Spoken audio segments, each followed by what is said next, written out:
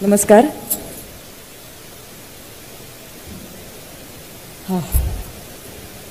माननीय मुख्यमंत्री साहेब, उपमुख्यमंत्री साहेब, रंगमंचावरचे सगळे मान्यवर, आशिषजी शेलार, माझे सगळे सिनियर्स, माझे लाडके प्रेक्षक, अनेक ज्यांनी मला संधी दिली ते लेखक, दिग्दर्शक, सहकलाकार इकडे उपस्थित असणार आहेत. काही वर्ण माझ्याकडे कौतुकाने बघतायत. मला केवळ कृतज्ञता एवढाच शब्द आत्ता सुचतोय, ज्याचा उल्लेख झाला चकवा या चित्रपटाचा, की शासनाने कायमच माझं खूप मनापासून कौतुक केलेलं आहे आणि पदार्पणासाठी चकवा या चित्रपटासाठी मला पुरस्कार मिळाला आणि आज विशेष योगदान पुरस्कार मिळतोय. त्याचा मला खरंच मनापासून आनंद होतोय, कृतज्ञ वाटतंय.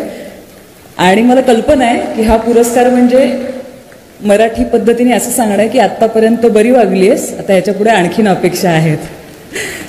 तर या ज्या तुमच्या माझ्याकडनं अपेक्षा आहेत त्या पूर्ण करण्याचा मी मनापासून प्रयत्न करीन. पुन्हा एकदा मनापासून आभार. माझी इतक्या मोठ्या पुरस्कारासाठी निवड केली त्याबद्दल.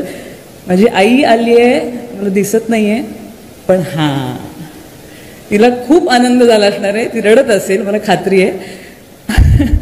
Thank you so much.